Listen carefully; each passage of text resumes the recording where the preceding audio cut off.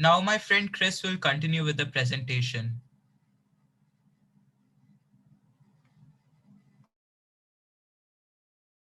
Hello.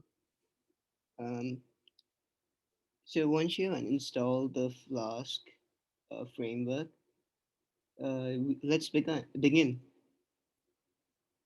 So here we have a basic Flask application. So as you can see, the first line of code for Flask must be from Flask, import Flask, and app is equal to Flask followed by this. Um, I'll be showing you a program based on the same.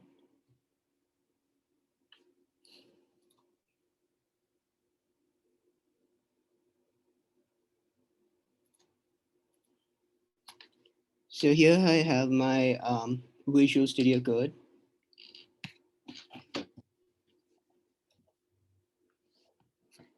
So the first line, as you saw from the previous slide,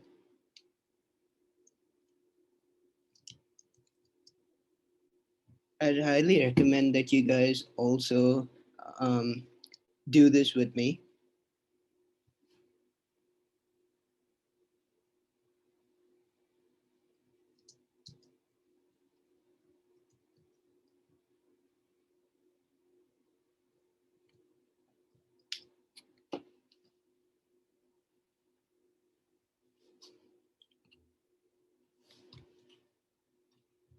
So these were the two lines that help you begin with Flask. Let's go back and next. So this is how your file structure in Flask will look like. So here you have your main folder, and then inside you have a couple of folders. In case you don't understand this yet, we will come back to this later. And so now you have your root decorator. Decorators are basically um, things that help you initiate a following function or set of statements. So here the root decorator will help you bind the function to a URL. And so if you've seen a website and you look at your address bar, you can see that for example, um, let's say you have a website that is used to show different products. So let's say for our example, the website's name is shop.com, and you want the customer to see apples. And so you could make a website in such a way that apples will be located in the in as a separate folder inside the main shop direct folder. So if the user clicks on or types slash apple beside shop.com, it will redirect to apples instead of anything else. So that's what the root decorator does. So let's just look at an example in Visual Studio Code. And so if you type this, let's go to the next line.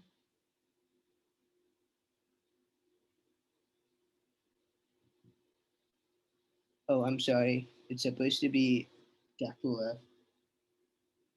Okay. And now that you've written this, let's start with add app root. And this is the decorator how you can root the URL, or you have to put the URL over here. So in the example I took, I said that we are using apples, and so if you were to use apples, you have to put slash apples. Oh, actually, we have to do just a slash,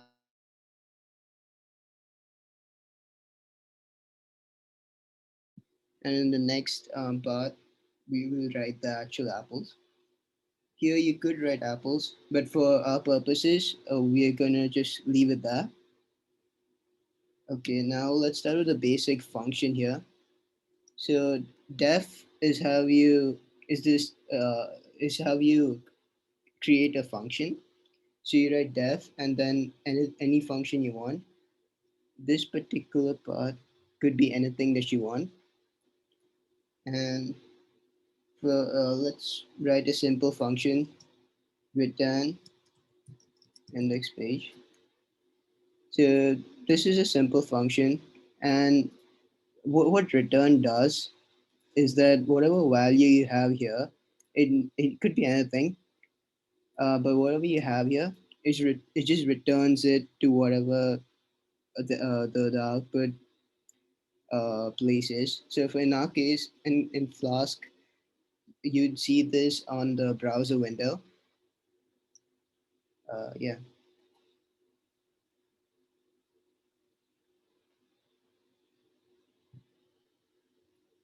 in technical terms, this is how you initiate a Flask application.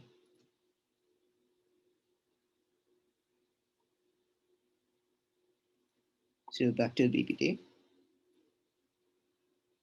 This is exactly what we did. Here is another function. Okay, and okay, so this is how you define the routes. So the web server, that is your Flask application, is located at this address, or whatever your IP address is, probably 128.0.0.1. We will show that later, or it could be something else. Uh, yeah, this is whatever I said. You have to add a function for the slash root, as I showed earlier, and Flask uses Python decorators.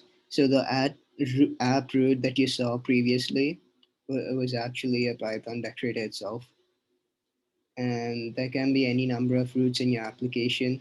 This basically means that let's just take a previous example. So I said that there's a website called shop.com/apples. So you could have oranges, pineapples, whatever, infinite number of items, or in our case, roots in your application. And yeah, this is an example of the app is equal to Flask name that you wrote in the second line. Let me just show that. Well, this one. So purpose of this is that this helps you to initiate the Flask application. And so the app needs to know where it's located to set up some paths, and name is a convenient way to tell that. It's actually an internal um, a parameter set by Flask itself. So it doesn't really affect our code. It's just a requirement that Flask asks us to do, just so that it knows that hey, this is a Flask application, and this is an optional um, a parameter. We don't really have to go into the details of this, but just know that the default value of this is true, and this is how you set variables.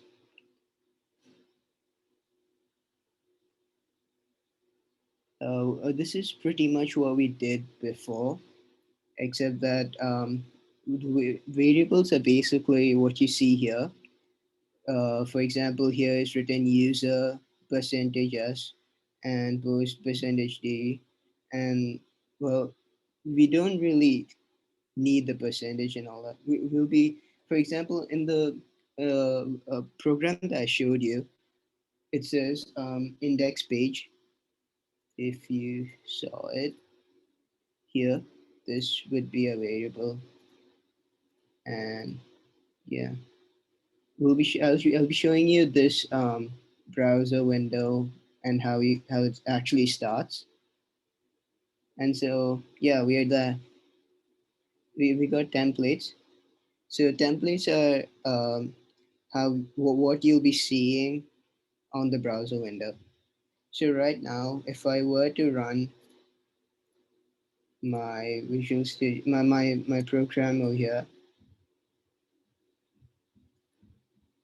so it's right here. This is how you run the program. In case you're using anything else apart from Visual Studio Code, you have to write the entire path of the file in your terminal or command prompt window, and this is basically how you start your server. And so if I and this is the particular link where your website is located. It's a localhost link, which means that it's nowhere in on the internet. And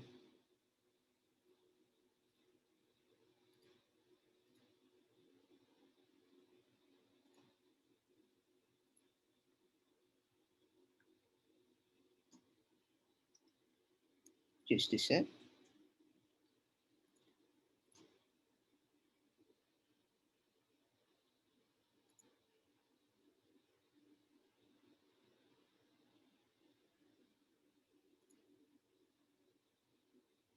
Yeah, so this is my browser window.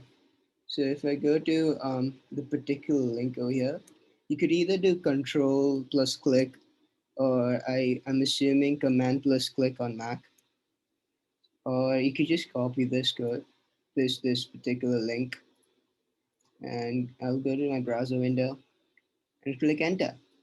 And as you can see, index page is right here, the same index page that we wrote right here.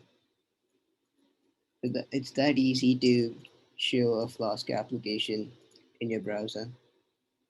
And so now, as you can see, this doesn't look very pretty. And what if I want to add a little bit of boldness or style to it? So for that, we need an HTML page.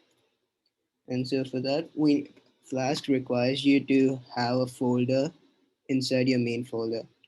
So right now, I have my main folder that's called demo. And if I were to add a plus folder, so this is how you add a folder in VS Code. You could go to Finder or File Explorer and right click, add, create new folder if you were to use any other IDE. So we can write templates over here. And inside here, we'll create a HTML file.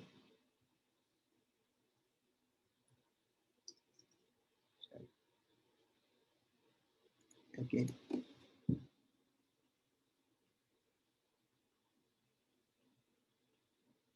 So quick tip, if you want to create quick HTML bare bones, like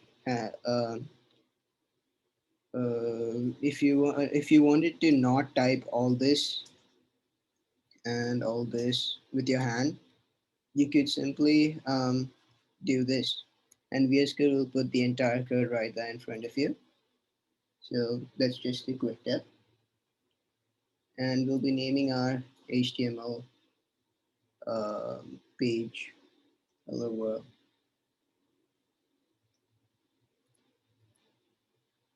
And right here,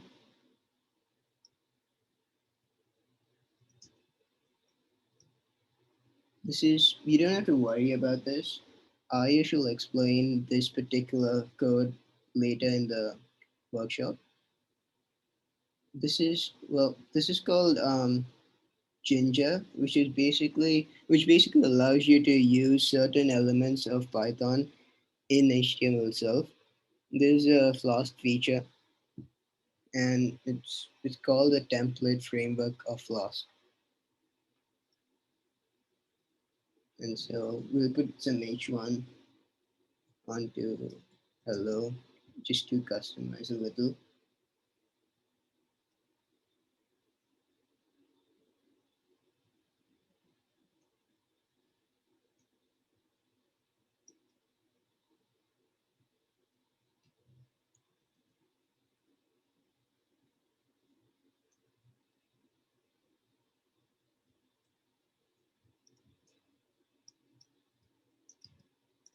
and this is just a normal without any H1. I mean, okay, so I'll add a little bit of color, I guess. Wait,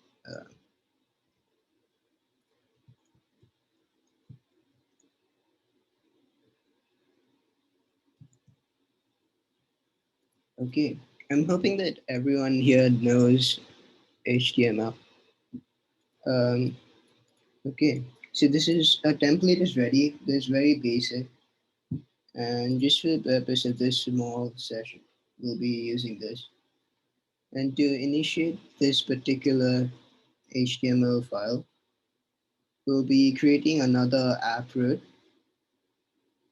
It's the same as before, except that since we called it greeting.html, let's just make it as greeting.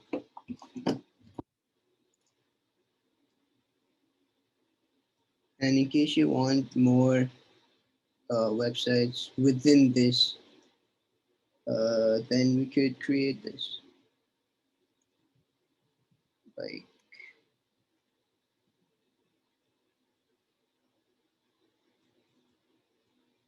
in case you want more websites.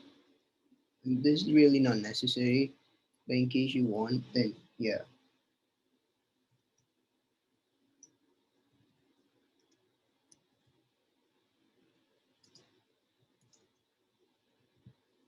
Okay, so in order to render templates or an HTML file, we have to call another yeah, package. Let's import render template. This helps us render the actual template. If you put render template instead of just render, this will help you call the greeting.html.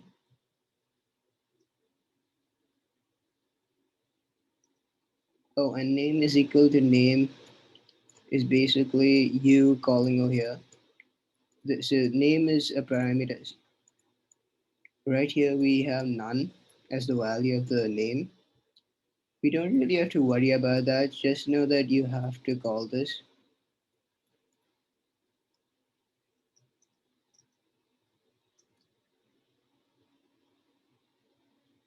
This is another optional code that will allow you to run the program with much more customizability. And this especially useful if you want to publish it on a server or host it yourself.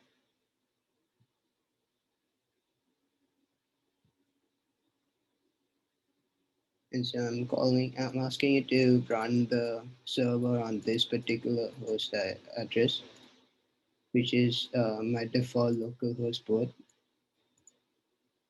And yeah,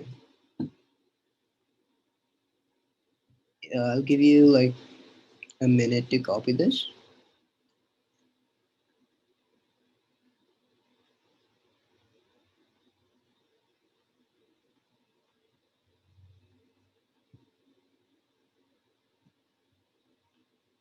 Oh, I'm sorry. It's supposed to be 2 equal to signs in Python.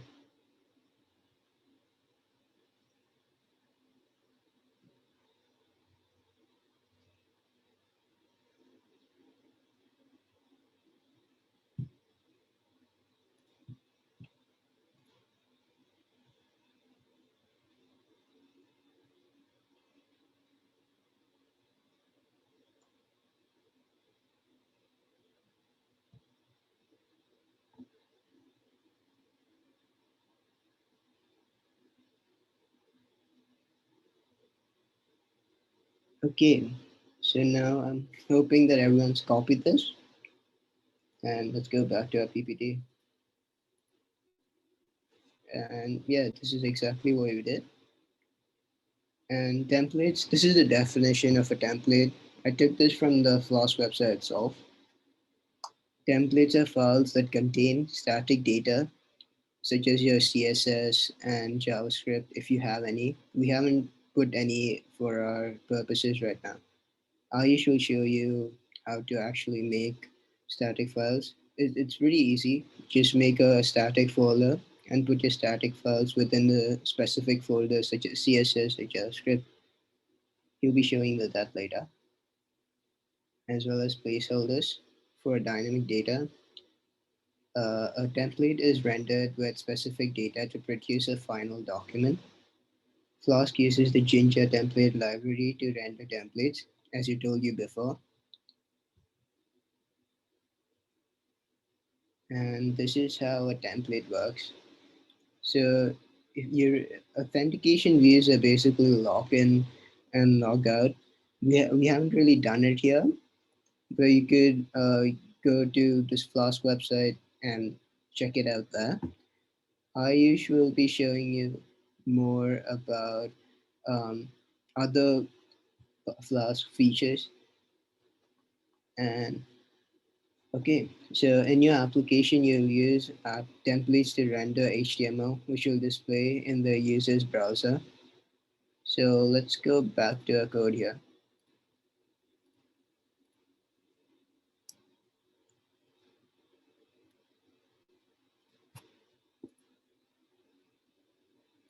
And if I run this and go back to my browser, so as you can see, wait, where's our greeting?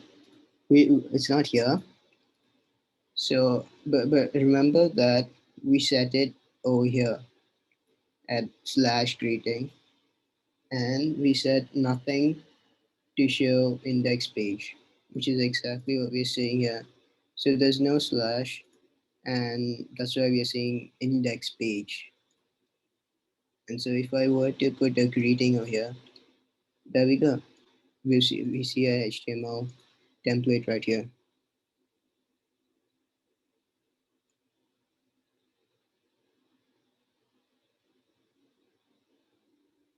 Okay,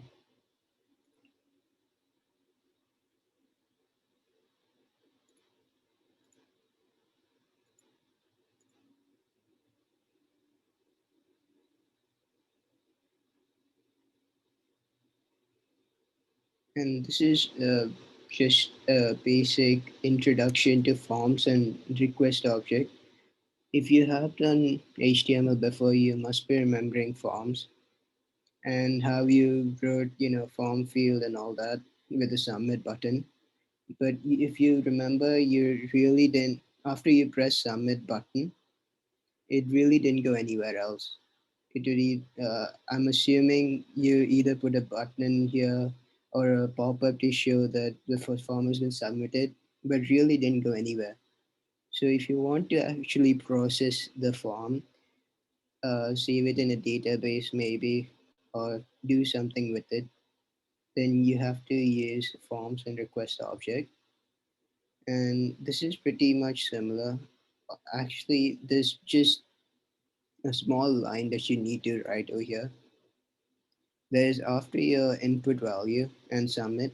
I mean, you have to, in your return uh, line, you have to write this entire code, and it'll help you transfer the form from basic HTML to whatever you want to do with it later.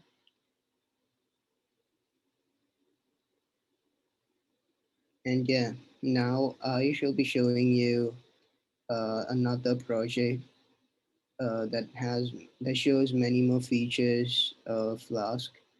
They seem to be interesting, and we hope that you enjoy them.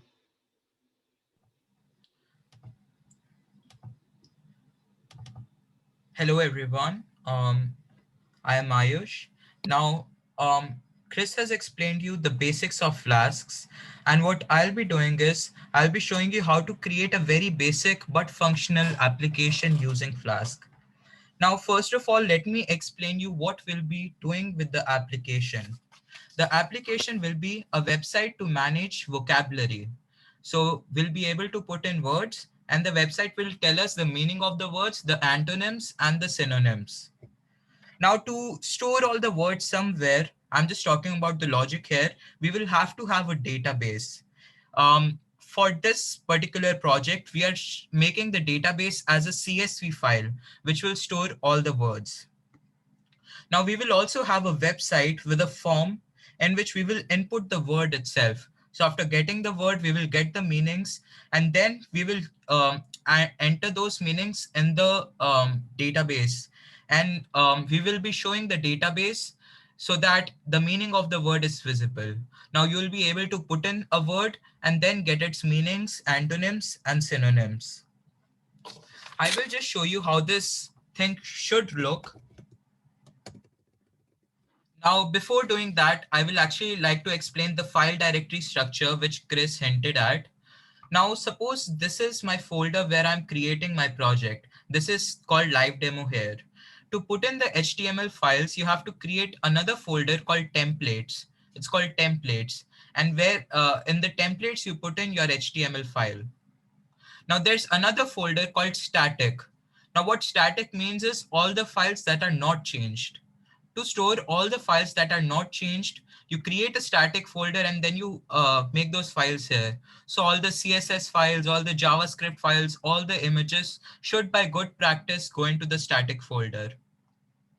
Now, what is requirements.txt? You may have seen this somewhere. Requirements.txt is all the libraries we'll be using in the project. Now, for this particular one, we are using pandas, Flask, and PyDictionary.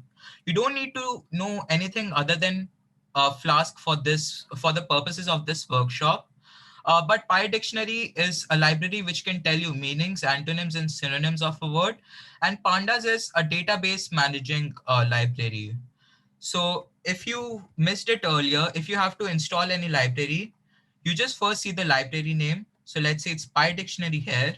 You go into your command line or the terminal, and then you put in pip install, and then the library name. So pip install PyDictionary. I already have it installed, so it's showing requirement already satisfied. But if you don't have it installed, it will start the installation process. Now I will also do the same for pandas. So it's showing requirement already satisfied. Now I'll be doing it for Flask.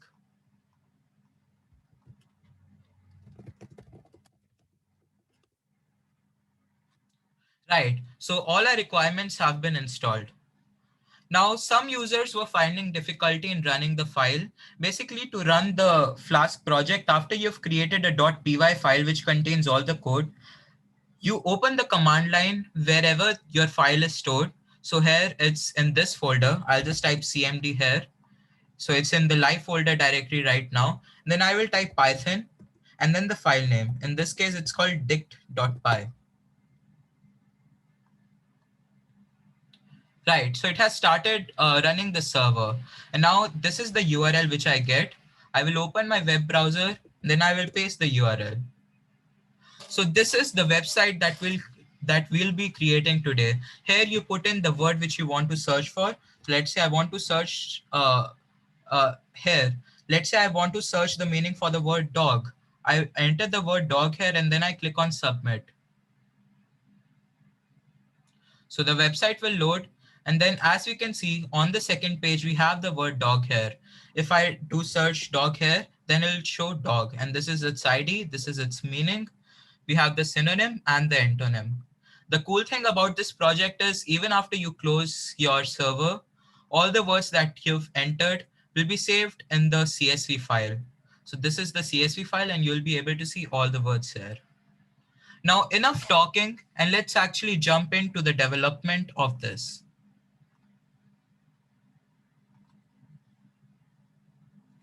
Okay, so to explain everything clearly, I will be writing the whole code for this particular website again.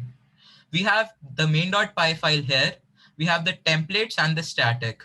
Let me first go over the basic HTML syntax we have right here. So in the HTML, as you can see, we have the starting HTML tags and we have these things right here. Now, what are these things? These things are how to access variables which you transfer from Python into HTML. To use those variables, you wrap them in two curly braces. If you are not able to understand it right now, don't worry, I'll come at it again. Now this is Jinja syntax. Jinja syntax is used for adding Python into HTML. This is a for loop, and this is how you do it using Jinja. Now, if you don't have to remember any syntax here, you can just search up the syntax in the official documentation of Flask. To add a for loop, you wrap it in a curly brace and a percentage sign. You write whatever your for loop is. You write the variable name, then you write the iterable. Now loop dot index. What is loop dot index? As you can see, let's say we have to get the first element of this of any variable over here. We have to get the first iteration. We have to get the second iteration. There is no range over here. Now loop dot index will give us numbers. So the first time it runs, it'll give us 0. The second time it'll give us 1. The third time it'll give us 2, and so on. Another thing is bar safe. If you write bar safe, you can input any variable string which is in Python into HTML, and the string will contain an HTML code. So if in Python I return something like uh, h1 hello, if I have it stored as a Python variable and I need to use it in my website, I will have to put this as dash safe. If not, then it'll just appear as text and not as HTML. And then you end the for loop right over here. We also come to the form now. So the form method is post. Form method can also be get, but if you don't know the difference between get and post, I would recommend that you just use form method post only. We have the input type. Now, remember the input type name that you've entered here. I will come back at it again, but it should come. You should remember this. And now that we are done with the HTML part, I'll jump back right into the Python code.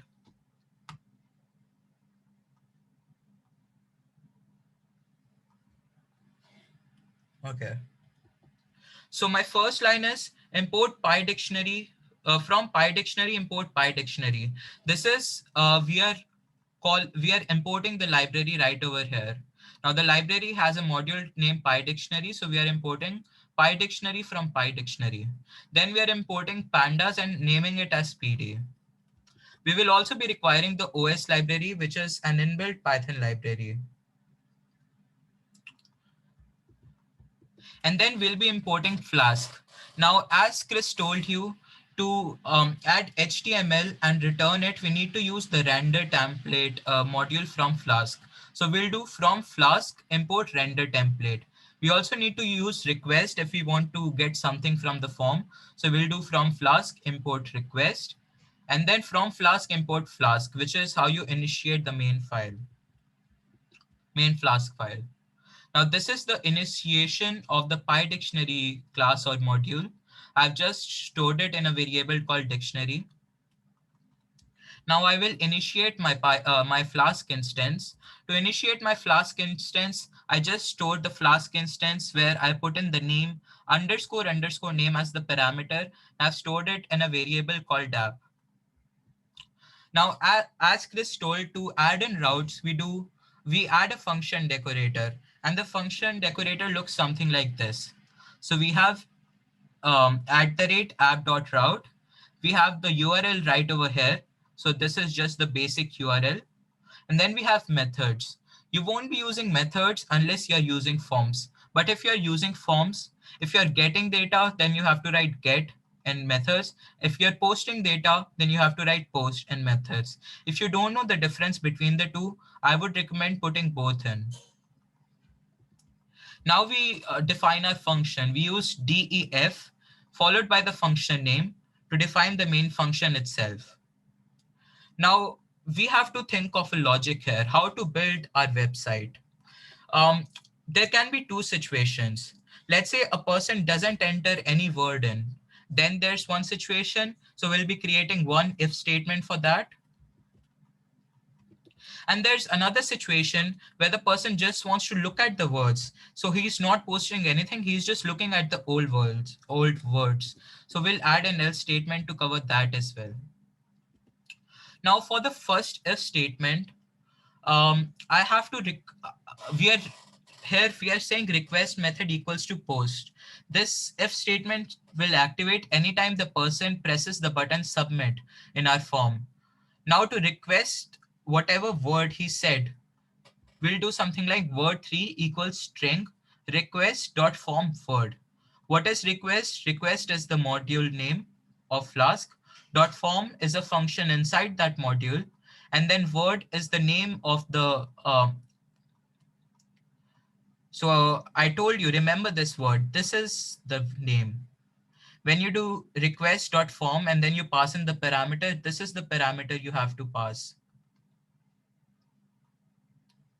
So here we have the form post, form method post, and this input type, this input tag, you will use this in the Python file by putting in the name in the as the parameter in the function. This is a very important point. Now we have got the word from the HTML page when the person presses submit. To store the meaning, antonym, synonym, and the word itself, I'll be creating some empty lists. This is how you create empty lists in Python. I've created 4 empty lists. I'll also be appending to the word list my word itself. So the variable word3 gets appended to the word list.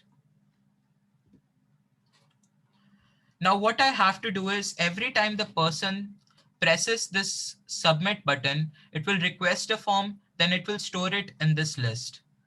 I have to iterate through this whole list and then add the meanings, the antonyms, and the synonyms. So I'll create a for loop here for A in word. A is giving us all the words which were submitted and then which were stored in the word list.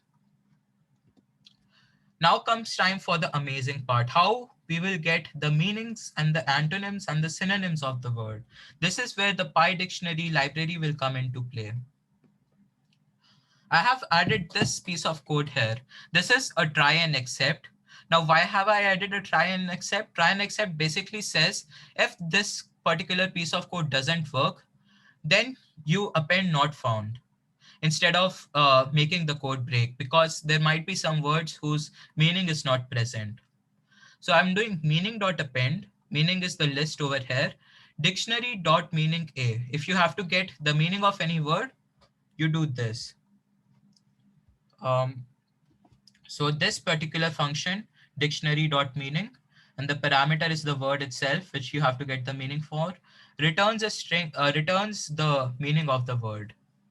Similarly, we have the synonym and we have the antonym. Now I've gotten the meaning, I've gotten the word, I've gotten the synonym and antonym. What do I have to do next? I have to create the data frame as I told you earlier. To create the data frame, I will first create a Python dictionary to make things more easily accessible by pandas and CSV. Now this particular piece of code creates a dictionary called dicti and stores the word, meaning, synonym and antonym lists having these particular keys. Okay, so now we have our dictionary. What to do next? The next thing is creating a database out of this dictionary. Here is where pandas will come into play. This particular line of code, df1 is equals to pd.dataframe.dicti, converts this dictionary into a pandas data frame. Don't worry if you don't know pandas. You can just remember this particular function of pandas, and even if you don't know it, you can use any other database which you are comfortable with. Now we saw output.csv file here, output.csv. We have to ensure the first time we run our code, if this output.csv file is not present, it gets created. And then if it's already present and we submit a word, the word and the meaning and the synonym, the antonym gets added to this file. To do that, what we'll do is we'll paste this particular, okay, so I'm pasting a piece of code here, and then I'll explain it. Right. We are using os.getCwd. What this does is it tells us the current working directory. Current working directory basically means where your file is running from. So for me, the current working directory right now is this particular thing over here. Now I'm searching for the file name. So I'm just doing os.part.join path and then output.csv. um, you can also just copy paste the path and then do exclamation output.csv if you don't use the OS library. But the OS library makes the code platform independent. So I can give this code to anyone and he or she will be able to run it. What does this piece of code do? This saying if this particular path, this particular path file name where we have the is a file. So if this path name exists, os.path.is file gives us either true or false based on if this file exists or not. Set the mode to A and header as 0. Else set the mode as W and the header as true. What does mode A mean? Mode A means I'm just storing append, a means append, to a variable called mode. Then I will passing on the mode to whatever function creates my CSV. So if the file already exists, you just need to append the word there. If the file doesn't exist, you have to write the whole file and you have to put in the header. What is the header? Header means these things. So the first row of the CSV file will be only created the first time we create the CSV. This is the logic we have here. Then we have df1.toCSV, output.csv, mode equals mode, index equals none, and header equals header. It's a mouthful, but let me explain it to you. df1 is the pandas data frame itself. .toCSV, what it does is, it converts this particular data frame into the CSV. Now the first parameter here, the string, tells us what to call this the CSV file as. So for the purposes of this workshop, we are calling it output.csv. Mode tells us whether to append to this particular file or whether to write it. If the file is not created, we'll set the mode as W. But if the file is created, we'll just append to it. Index is basically a column where pandas itself gives naming as 0, 1, 2, 3, 4. We don't want those numbers here, so we'll just do index equals none. Now header equals header basically means just take these dictionary keys and make them the first row of our data frame when we are first making it. Now, once we have done this, we'll read whatever we have appended in the output.csv. This is because let's say the person submits the word dog right now, but yesterday he had submitted 5 other words. To get all of those words, after we have added the new word itself to the output.csv file, we'll read all the things which were in the output.csv file. So we'll use something called .readCSV, which is a function located in the pandas library. So A3 is a data frame which contains all the things which are earlier stored in the output.csv file.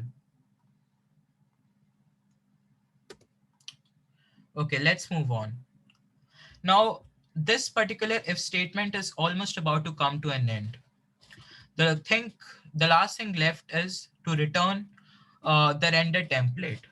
Now, Chris also explained this, but render template is what you use to access this particular HTML file from Python. Now we have all these things over here. Let me go through them step by step. A3 equals to A3 basically means in the HTML file I told you we could access Python variables. That Python variable will be accessed by the name which is to the left of the equal sign. So if we have to access the A3 object inside the HTML, we'll just put A3 as this, A3. This will give us the variable inside the HTML.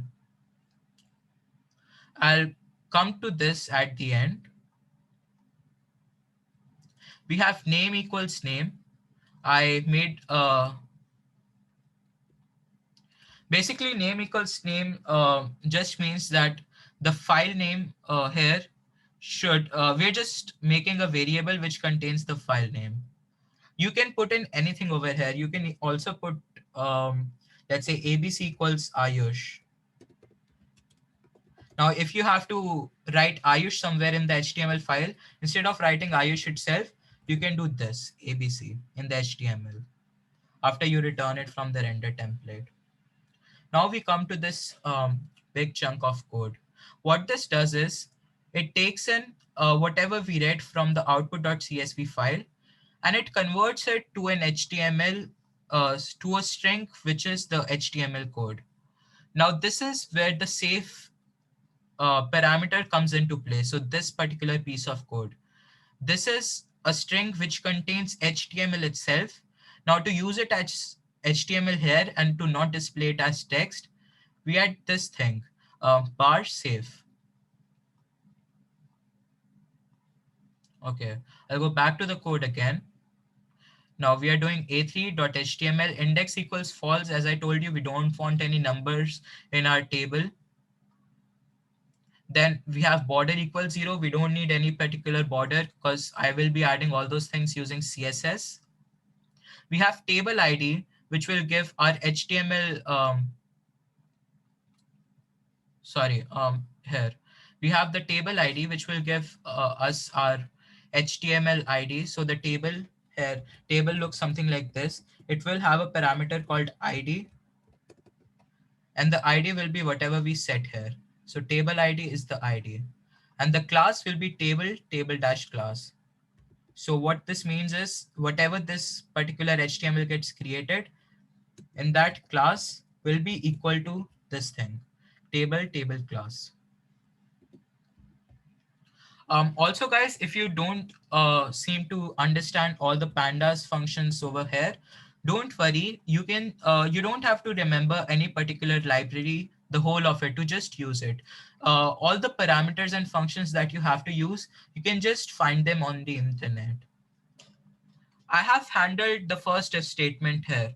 Now comes the else statement part. In the else statement, we are handling the case where a person doesn't submit any word. So what do we do? Actually, the code is pretty similar for the else statement itself, except for the fact that we are not requesting for any word. So here, request.form word, we are not requesting for any word. What we are just doing is we are getting the path, as I told you, to make the output.csv file. We are setting up the file name. We're setting up name equals dictionary. So this name is being returned here. Actually, I think I missed this here. So name will also come here, right? So we have name equals name. This, the thing at the right of equation sign means this particular string, and the left, it means whatever we'll use it to access in the HTML. So if the file exists, read the output.csv file, then return the HTML page with all these parameters fixed. But if it doesn't, just return the just return the HTML page. And we don't want all these things. We don't want to access them in the HTML, because let's say the person doesn't put any word in and the file is not created as well. We cannot read the file and then make the whole table. So we'll just have it as another if else statement. Now we are coming almost to the end of our code. As Chris might have told you, this particular um, line of code, what it does is it says if wherever we are running the code from, if the section is the main section, that means the code is being run from the file itself, then run app is our Flask initiation, and put debug equals true. Now what does debug equals true mean? Let's say you change anything in your Python code right over here. If you change it, then you have to rerun the server for the changes to reflect in the website. But if you put debug equals true, while you're making changes over here, the server will refresh itself. I'll go back to the HTML now. As you saw, we are giving all these things to the HTML. So we are giving, I'll just remove ABC equals Ayush. We are giving it the name. We are giving it column values. We are giving it the table. We are giving it A3. Now A3, as you might remember, um, A3 is what we have read from the CSV file. And then this is the HTML name itself. So I'll go back to the HTML. Here we are putting the title as the variable name, which will show, it should show dictionary. As I've said, name equals to dictionary. Then we are also putting it in the h1, the tag as name. Now this is the for loop. As I told you earlier, this is how you put for loops in the Jinja syntax. This table safe is the string which has the code for creating the table. And for means we close the for loop. This starts the for loop. What is tables?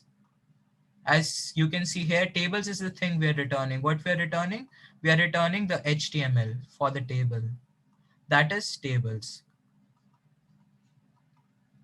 And then we have the titles. Titles is basically to give it the title. Titles is a list. And to access the list, we have to give it an index. How would we give it an index where all we are accessing are elements over here and not a number? We'll use loop.index. Every time you set up a loop in Jinja, you can do loop.index, and every time there's a new iteration, this number will update. So I'll scroll down. Once again, this is our form. This is form method equals post. Here we are asking the users to enter a word. We're making an input tag. And in the input tag, the parameter is name equals word. Name equals word. We are using it here in the HTML in the Python file. We are requesting it here, request.form word.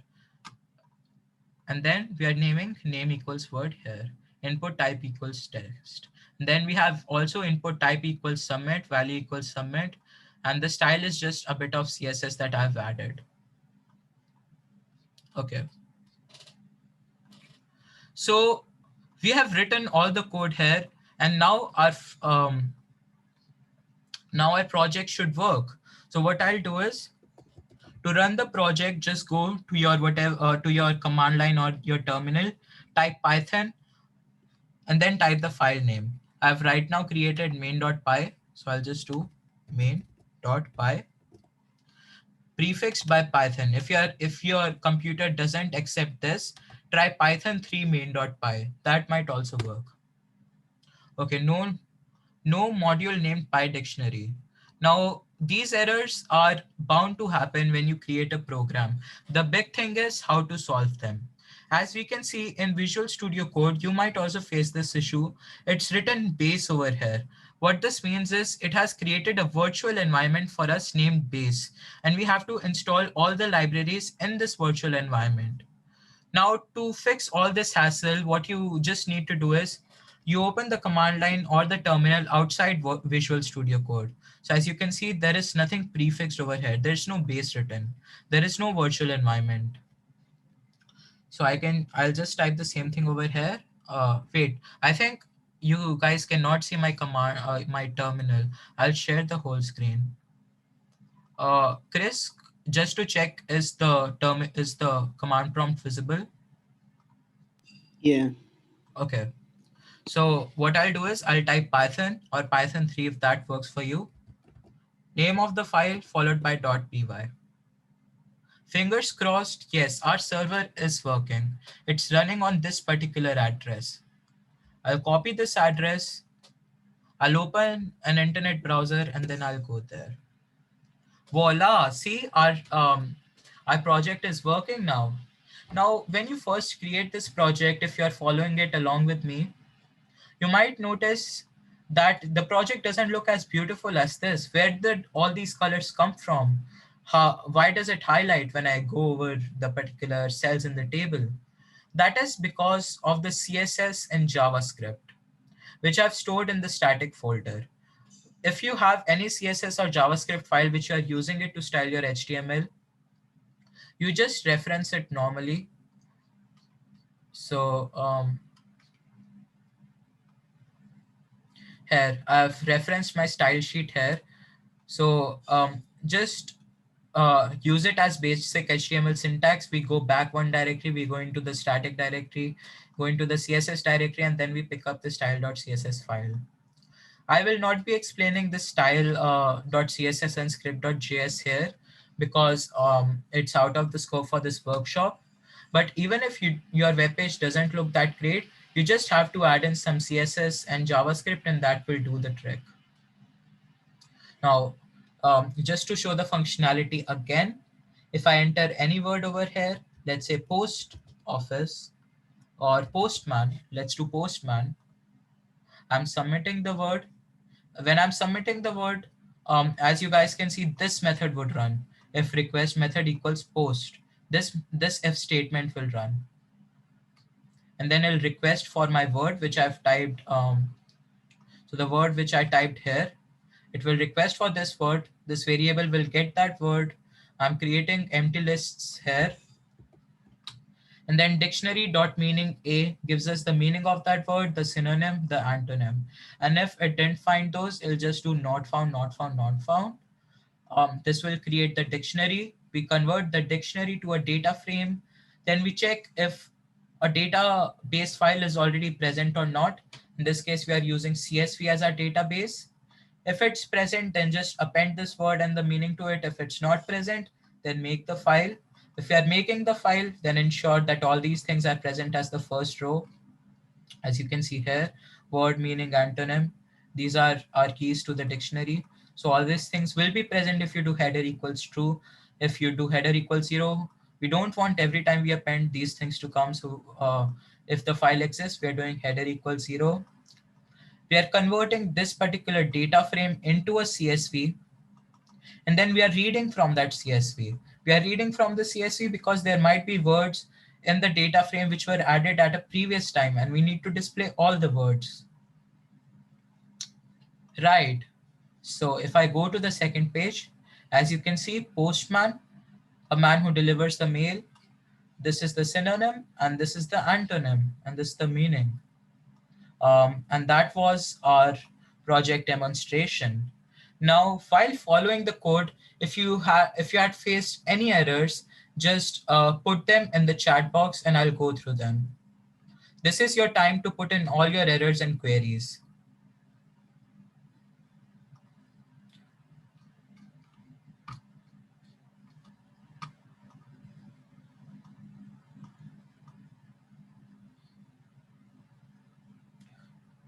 Okay, Aditya Bisain has written, still not working, there is no output.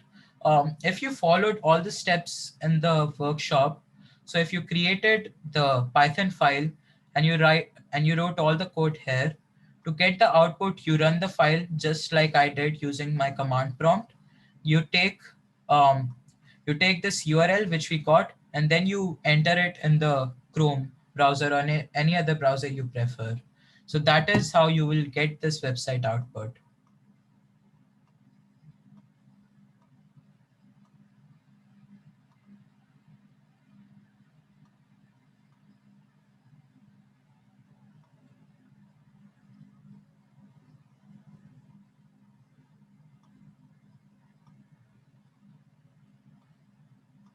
Right. So I think everybody followed the workshop well, as I cannot see any query here.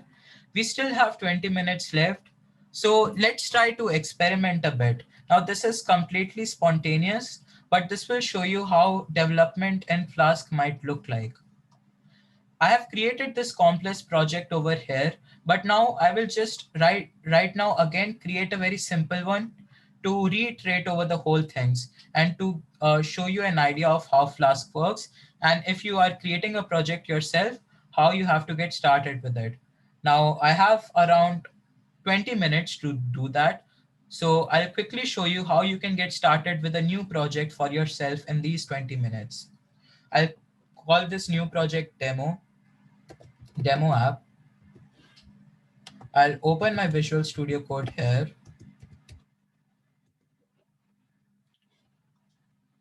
Now this is just a tip, but if you're making any Flask app or are using any libraries, I would recommend actually not learning this whole code. It might sound strange to you, but there is actually no need to learn all these lines because these will repeat in every Flask project you create. So let's say I create a new one here, abc.py. I can just copy paste this whole broiler plate code. We are initiating the Flask.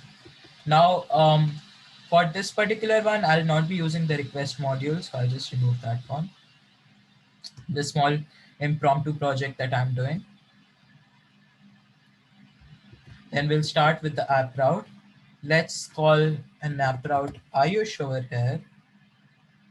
Or wait, let's call it workshop to make it more interesting. Workshop. We define the function. We can call it anything we want. So let's call it first. Don't forget to put these things in. Right. So this particular piece of code, you'll be using it everywhere and you don't need to particularly remember it. You can just copy paste these 4 lines in every Flask project you make. Let's just first do return. Thanks for watching this workshop. I'll also demonstrate the use of app.debug over here. Okay, so let's do this. Go back, open command prompt here, do Python, then do abc.py. Right, it has created this server for us. Now, why I have opened the incognito window here is Chrome stores cache. So this was an error I faced during early times of my development with Flask. If you're making multiple Flask projects and all of them are showing the same thing, that means Chrome has cached your files. So just open any other browser or use incognito mode to get rid of that error. Wait, I think I'll close the prior server and then reopen the server again.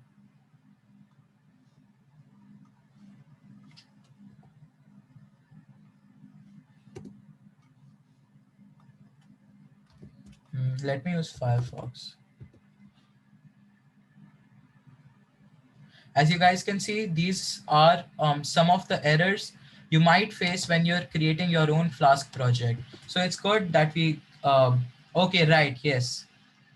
Now you're getting an error here, but it's doing the right thing because we didn't define anything in our new project. Let me open our new project here.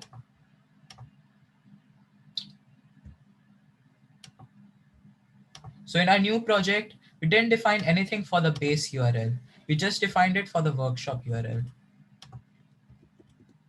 Let's go to the workshop URL and voila, it says thanks for watching this workshop.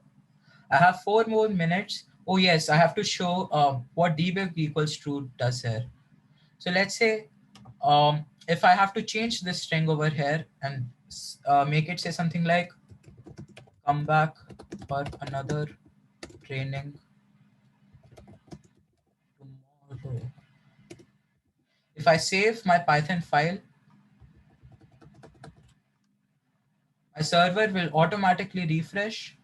And I can just press refresh over here and it says come back for another training tomorrow. Had I not put this in here, I would have to close this particular command prompt, open it again, and then type Python, whatever the file name is, to reopen this thing. I'll also show you templates again because that's the thing people often get stuck on. So you create a folder called templates. Sorry, you create a folder, not a file. You create templates. I'll just delete this existing one, create templates, create an HTML over here. I'll just call it abc.html. I'll do it a bit fast this time. Press, now to get this whole basic syntax, you type doc, then press enter, and Visual Studio Code at least. Um, let's say I just show you the usage of a variable name. So I'll just do name in these curly braces. I'll create a new route. So I'll just copy paste this whole thing over here. Let's call this one try.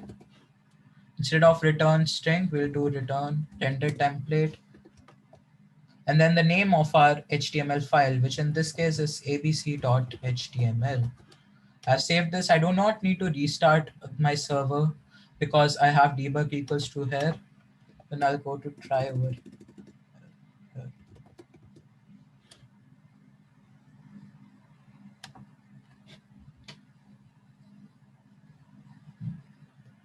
Right, so it's showing an error. That was actually intentional. Now, here we are saying variable name, but we have not given the HTML file the name variable. So we have to create a variable name called name over here. Let's just call it Ayush and Chris. Then we give that name variable to the HTML file. So we do name equals name.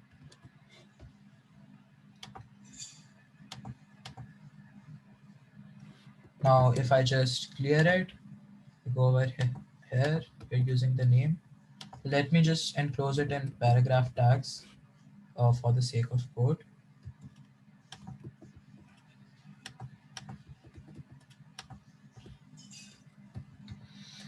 And I do Python abc.file. Oh, okay.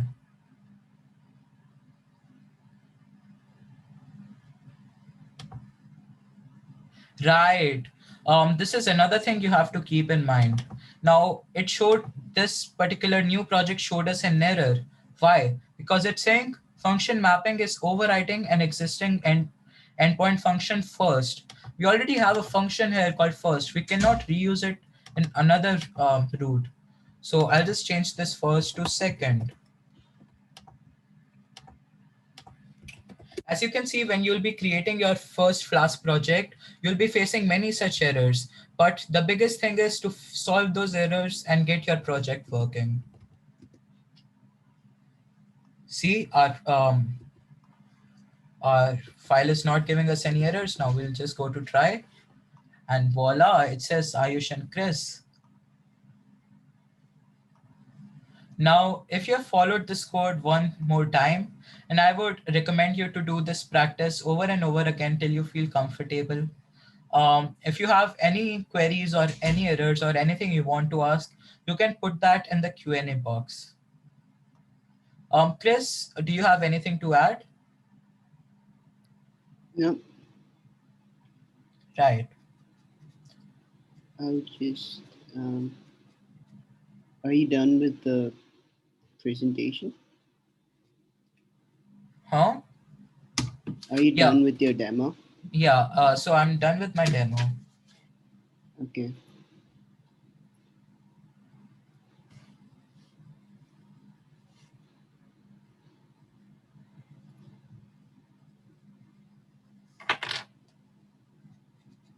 Okay. Thank you for watching. Um, Tomorrow we'll be having the app development workshop. Hope this help you guys a lot, and you'll be having a good head start in Python web development.